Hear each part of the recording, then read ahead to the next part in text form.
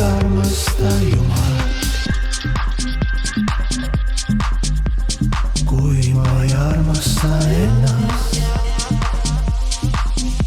siis ma ei armasta elu. Kui ma ei armasta loojat, siis ma ei armasta sind ega ennast.